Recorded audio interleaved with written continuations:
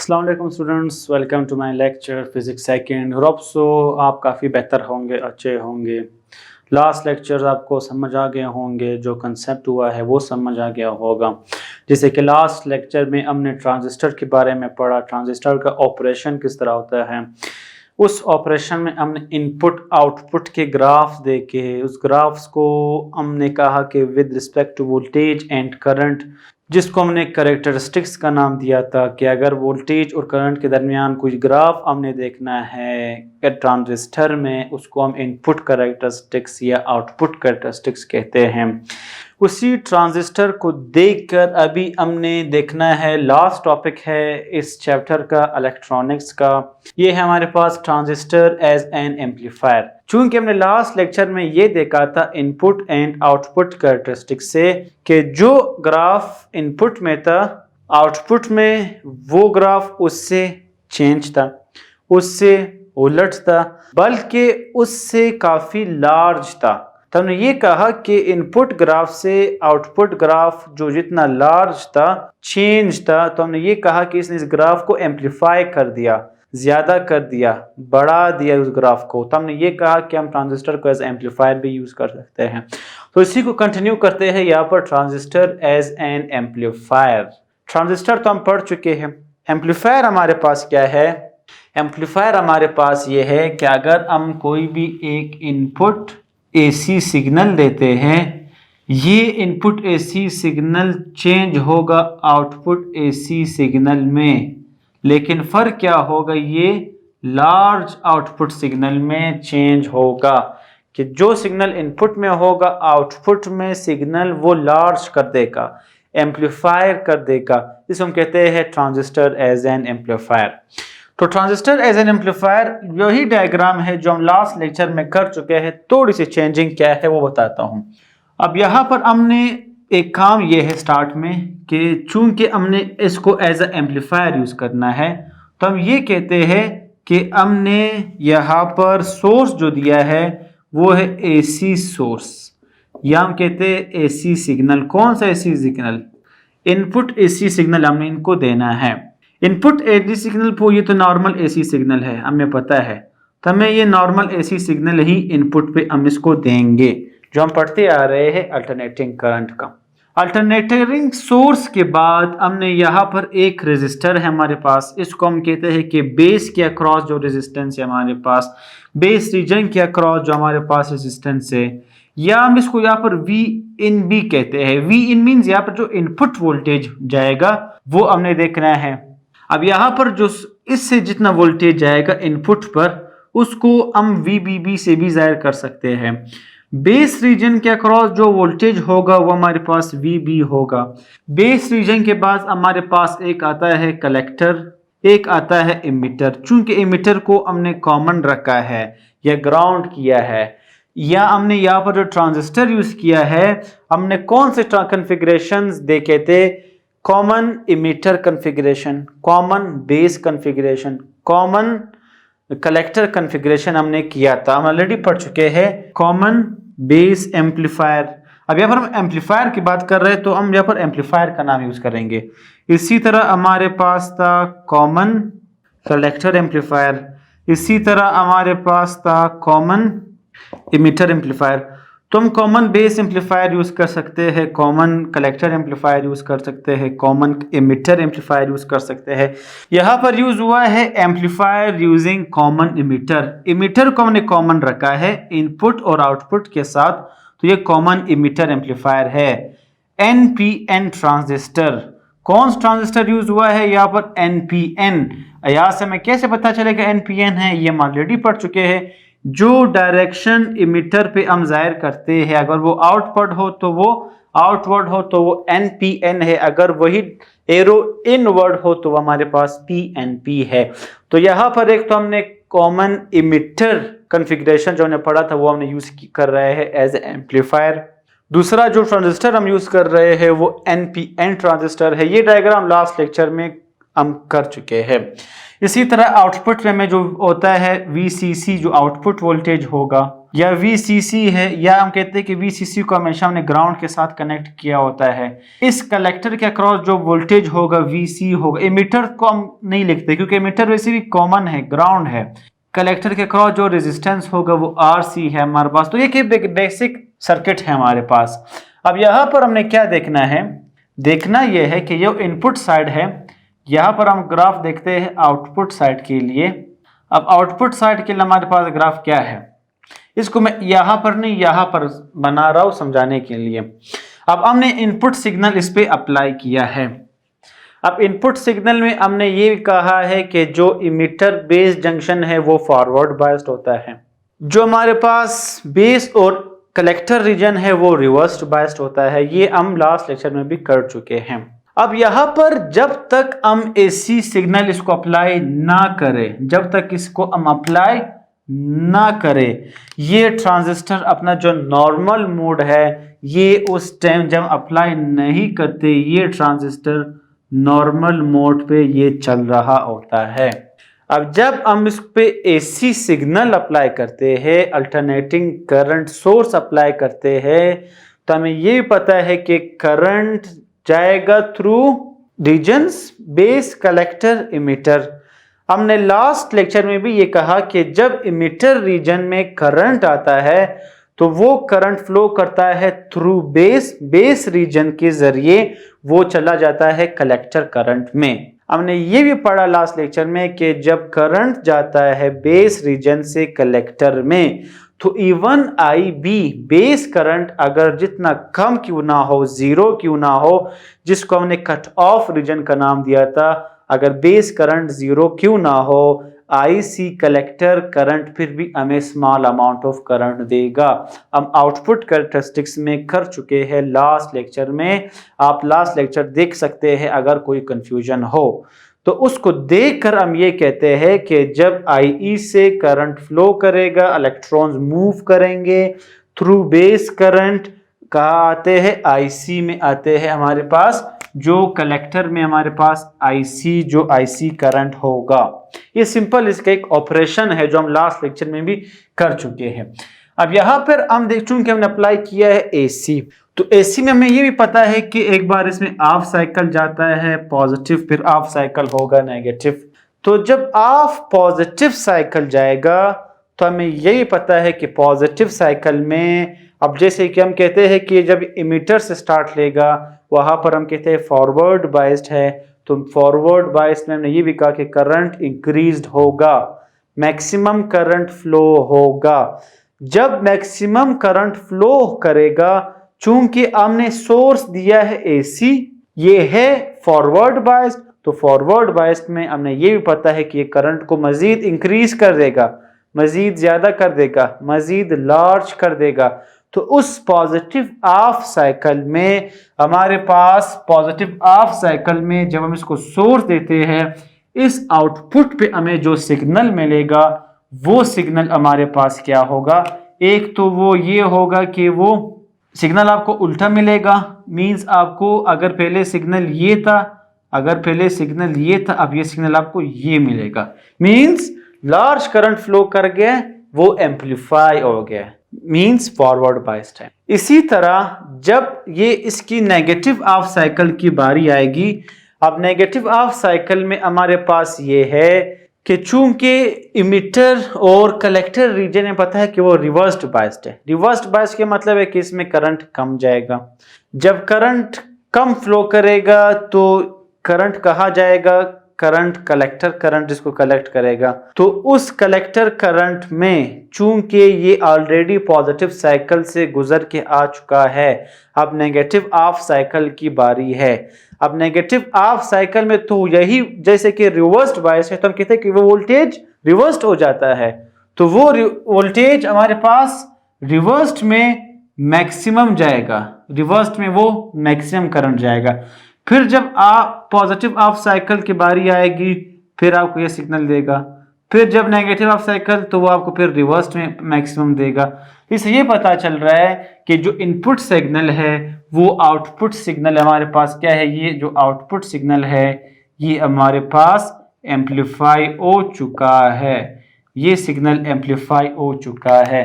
तो ये as amplifier इस तरह काम करता है कि सिग्नल अगर एसी हम कुछ एसी सोर्स अप्लाई करते हैं तो आउटपुट में हमें वही एसी सोर्स एक तो एम्पलीफायर मिलता है, दूसरा हमने ये देखा यहाँ पर कि ये जो हमारे पास सिग्नल है ये हमें उल्टा मिला है। उल्टा मिलने का मतलब ये है कि ये जो हमारे पास पॉइंट्स है ये आउट ऑफ फेज है, मीन जो इनपुट सिग्नल हमने दिया जो आउटपुट हमें मिल रहा है वो out of phase, in phase नहीं है, वो आउट ऑफ फेज जा रहे हैं।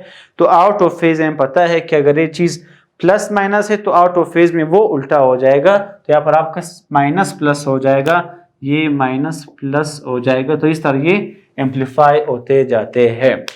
अब हमने ये भी कहा कि मैक्सिमम करंट फ्लो करेगा आईसी। अब इसको हम बाय डेरिवेशन देखते हैं, मैथमेटिकल स्टेप्स क्या है।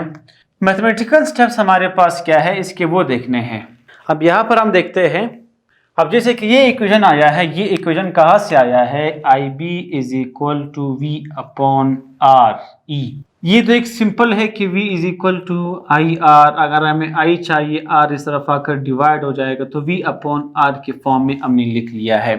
स्टार्ट ले रहे हैं हम इनपुट सिग्नल से। इनपुट हमें पता है कि वोल्टेज कौन सा होता है, हम लास्ट लेक्चर में कर चुके हैं कि बेस और इमीटर पे जो हमारे पास VBE होगा वो हमारे पास यहाँ पर एज ए Vin हम उसको कहते हैं, ये लास्ट लेक्चर में हम कर चुके हैं। तो ये तो हमारे पास V हमारे पास इनपुट ये है। R हमारे पास क्या है, स्मॉल REI। स्मॉल REI का मतलब यहाँ पर यह है कि जब इनपुट सिग्नल जाएगा, हमें पता है कि इनपुट सिग्नल जब जाता है जो हमारे पास NPN ट्रांजिस्टर है, NPN में हम ये कहते हैं कि जो हमारे पास इमीटर बेस लेयर या इमीटर बेस जंक्शन जो होता है वो हम ऑलरेडी पढ़ चुके हैं अभी भी और लास्ट लेक्चर में भी कि ये हमारे पास क्या होते हैं, फॉरवर्ड बाइस्ड। फॉरवर्ड बाइस्ड का ये मतलब है कि करंट यहाँ से मैक्सिमम करंट फ्लो करता है। फॉरवर्ड बाइस्ड का मतलब ये है कि ज्यादा से ज्यादा करंट फ्लो करना। जब ज्यादा करंट फ्लो करेगा इसका ये मतलब है कि इस सर्किट में इसमें जो रेजिस्टेंस होगी जिसको हम कहते आ रहे हैं इंटरनल रेजिस्टेंस, या इंटरनल रेजिस्टेंस हम पढ़ चुके हैं जिसको हम स्मॉल r से यूज करते हैं। तो यहाँ पर हम कहते हैं कि वो इंटरनल रेजिस्टेंस बहुत कम होगा क्योंकि मैक्सिमम करंट फ्लो कर रहा है, क्योंकि फॉरवर्ड बाइस्ड है। तो जब इंटरनल रेजिस्टेंस यहाँ पर होंगे उस रेजिस्टेंस को यहाँ पर REI से शो किया है और ये इंटरनल रेजिस्टेंस यहाँ पर बहुत कम है क्योंकि मैक्सिमम करंट फ्लो कर रहा है। अब हमें ये भी पता है कि VBE हमारे पास क्या है, ये इनपुट पे जो वोल्टेज है, इनपुट सिग्नल से इनपुट वोल्टेज बेस और कलेक्टर के अक्रॉस होता है VBE। तो उस VBE को हम VI या Vin या इनपुट वोल्टेज कह सकते हैं। तो इस VBE की जगह हमने VI लिखा है। ये कम टाइम में ये जल्दी कवर होगा इसलिए मैंने इसको पहले से आपके लिए प्रिपेयर किया है। अब यहाँ पर हमने ये कहा कि बाय करंट गेन मीन्स हम पढ़ चुके हैं लास्ट लेक्चर में अल्फा या बीटा। यहाँ पर हम बीटा की बात कर रहे हैं क्योंकि बीटा हमारे पास IC अपॉन IB के इक्वल था, क्योंकि यहाँ पर जो करंट है वो IC और यहाँ पर जो करंट जाएगा IB, उसके रिस्पेक्ट से हम देख रहे हैं। IE तो वैसे भी नहीं है क्योंकि उसको हमने कॉमन किया है, ग्राउंड किया है, तो हमारा काम हो गया पर कलेक्टर और बेस को देखकर, क्योंकि इमिटर तो वैसे भी यहाँ पर कॉमन है। तो यहाँ पर हमने करंट गेन बीटा लिया है IC अपॉन IB। अब हमने ये भी कहा कि IC से मैक्सिमम करंट फ्लो करता है IC पर, कलेक्टर करंट पर। तो अगर हमें IC चाहिए, IB डिवाइड हो रहा है, इधर आकर ये मल्टीप्लाई हो जाएगा। अब beta as it is, IB हमारे पास ऑलरेडी ऊपर आ चुका है, ये है VI अपॉन REI। तो IB की जगह हमने उसकी वैल्यू पुट की है VI अपॉन REI हमने पुट चुका है IB के लिए। ये था हमारे पास सिंपल इनपुट वोल्टेज की। अब हम देखते हैं आउटपुट के लिए इक्वेशन क्या होगा। आउटपुट हमारे पास क्या है कि इमिटर और कलेक्टर पे जो हमारे पास आउटपुट मिलता है वो इस रीजन्स में होता है। ये हम लास्ट लेक्चर में कर चुके हैं। या फिर जब हमने VCE लिखा था लास्ट में भी, जब हमने आउटपुट कैरेक्टरिस्टिक्स देखा था, तो VCE हमें क्या यहाँ पे दे रहा है, ये हमें आउटपुट वोल्टेज दे रहा है। इसको हम VCE से भी ज़ाहिर करते हैं, VO से भी ज़ाहिर करते हैं, means output. VI input, VO means output voltage. Output voltage को यहाँ पर हम किस तरह मालूम करते हैं, by using KVL, Kirchhoff's voltage law use करते हैं।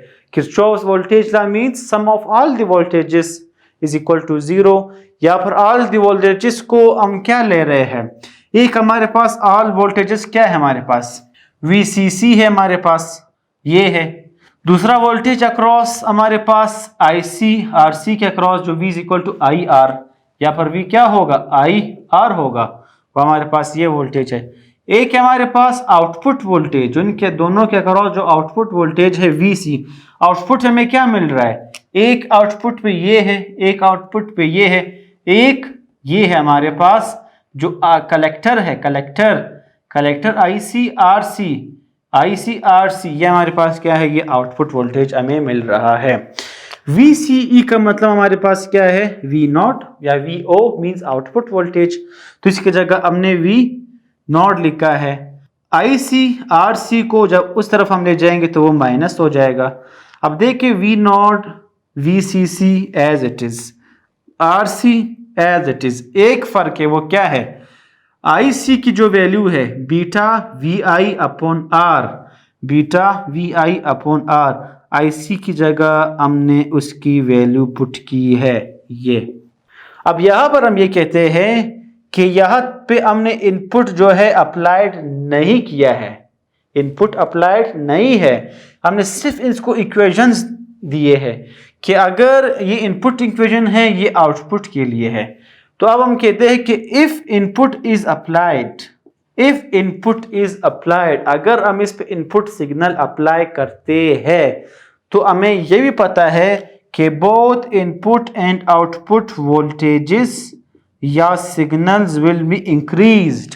जब हम इस पे इनपुट सिग्नल अप्लाई करते हैं तब आउटपुट सिग्नल हमारे पास वो इंक्रीज्ड हो जाता है, वोल्टेज बढ़ जाता है, लार्ज सिग्नल हमें मिलता है। या हम कहते हैं कि मैक्सिमम करंट या मैक्सिमम कलेक्टर करंट हमें मिलेगा। तो जब हम अप्लाई करेंगे इनपुट को, अब हम देखते हैं ये इक्वेशन 1 है V0, ये हमारे पास कब है, इनपुट के लिए, VI के लिए ये है। अब जब हम कहते हैं कि जब हम इनपुट को अप्लाइड करते हैं, इस इनपुट को जब हम अप्लाई करते हैं इनपुट सिग्नल को, तो हमें इसमें चेंज आ जाता है, आउटपुट में हमें वो चीज़ लार्ज मिलता है, उसमें चेंज आता है। तो चेंज आना वो किस तरह से है, अब जैसे कि V0 है, हमें पता है कि V0 आउटपुट में चेंज आएगा, इसी तरह इनपुट है, इनपुट में चेंज आएगा। बाकी इक्वेशन बिल्कुल उसी तरह है, हमने सिर्फ ये कहा कि जब इनपुट अप्लाई करते हैं तो आउटपुट में चेंज आता है। ये हमारे पास हुआ इक्वेशन नंबर 2।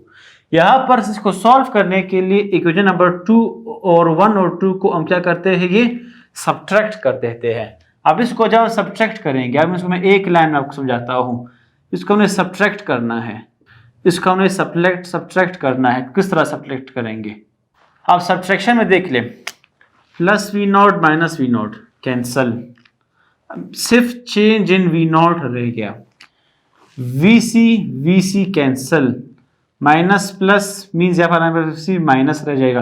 अगर हम इसको सब्ट्रैक्ट करेंगे तभी हमारे पास माइनस रह जाएगा। इसके बाद क्या रह जाएगा, इसमें जो बीटा है, इसमें एक स्टेप मैंने नहीं किया है, वो आप डायरेक्ट आपको समझ आ जाएगा। बीटा को इसे मल्टीप्लाई करो BVI, बीटा को इससे मल्टीप्लाई करो B change in VI, BVI तो कट जाएंगे, तो B चेंज इन VI हमारे पास रह जाएगा, RCB कैंसल हो जाएंगे। इसको हमने इस तरह सॉल्व करना है, सॉल्व किया है।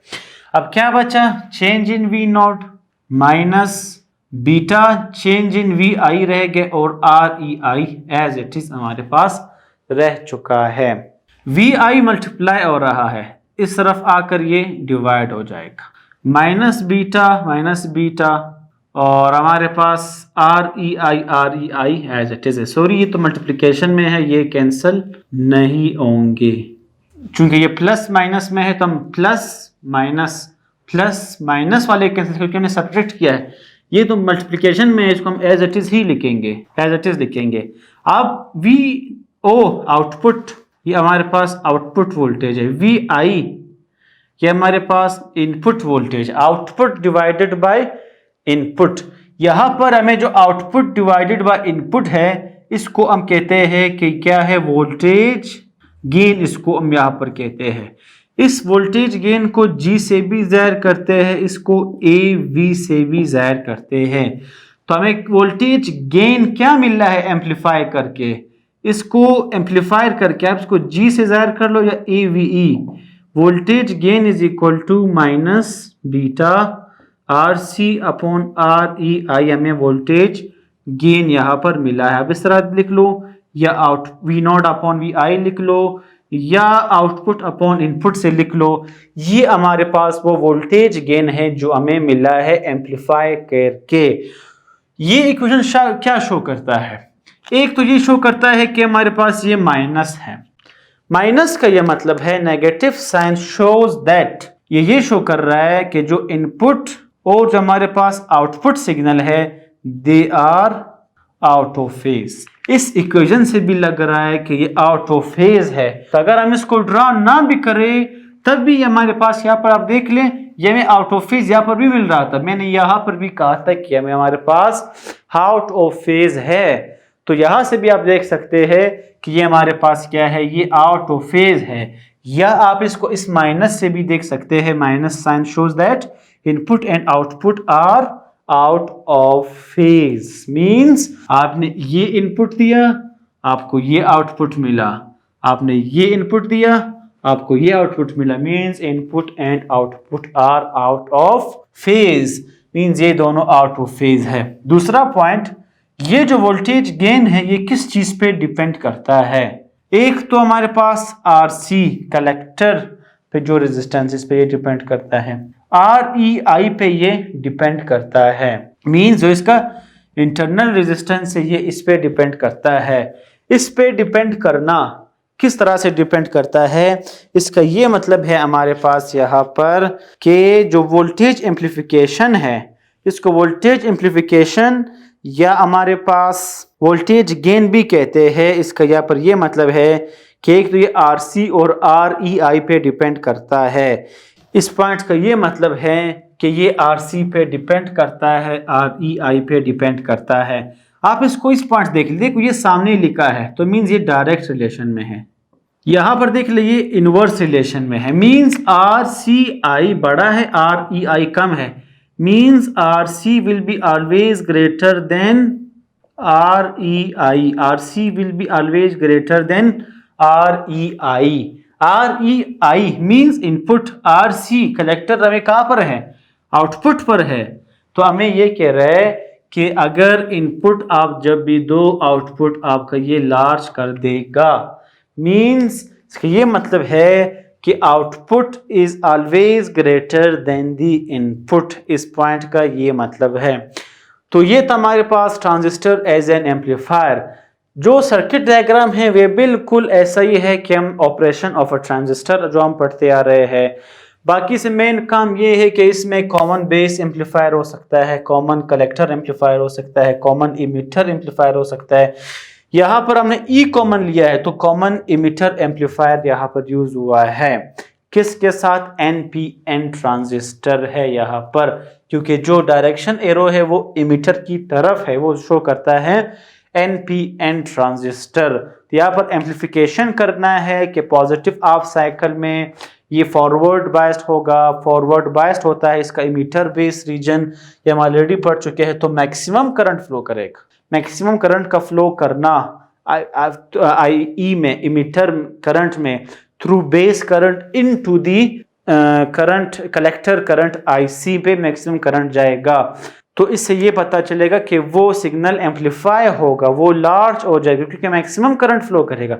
इसी तरह नेगेटिव ऑफ साइकिल में वो रिवर्स्ड बायस्ड होगा, मींस रिवर्स्ड बायस्ड होता है, जो मींस हमारे पास बेस और कलेक्टर रीजन है, रिवर्स वोल्टेज हमारे पास जाएगा। इससे ये भी हमें पता चला डायग्राम से भी, इक्वेशन से भी, कि they are minus means they are out of phase, ये दोनों आउट ऑफ फेज होंगे। बाकी इसको हमने इसको इक्वेशन के तौर पर कल के हमने वोल्टेज गेन हमें मिला है। जो वोल्टेज गेन हमें मिला है वो है minus beta R C upon R E I. R C is always greater than R E I, means input is always smaller. R C means output हमेशा ग्रेटर, मीन्स आउटपुट हमेशा greater होगा input से। तो ये रहा हमारा electronics का chapter. काफ़ी इंटरेस्टिंग चैप्टर था, कॉम्प्लिकेटेड चैप्टर था, लेकिन मज़ेदार चैप्टर भी था। अगर किसी को ये पॉइंट्स, ये चैप्टर्स, ये टॉपिक समझ आए तो वो उनके लिए ये बहुत ही इंटरेस्टेड उनके लिए होगा, उनको फिजिक्स पढ़ने में ही मज़ा आएगा। तो ये हमारे पास काफ़ी इंटरेस्टिंग चीज़ें थी। ये रहा हमारे पास इलेक्ट्रॉनिक्स का चैप्टर। लास्ट लेक्चर, इसमें कमिंग लेक्चर हम इनके न्यूमेरिकल्स करेंगे। तब तक के लिए अल्लाह हाफिज़, थैंक यू सो मच।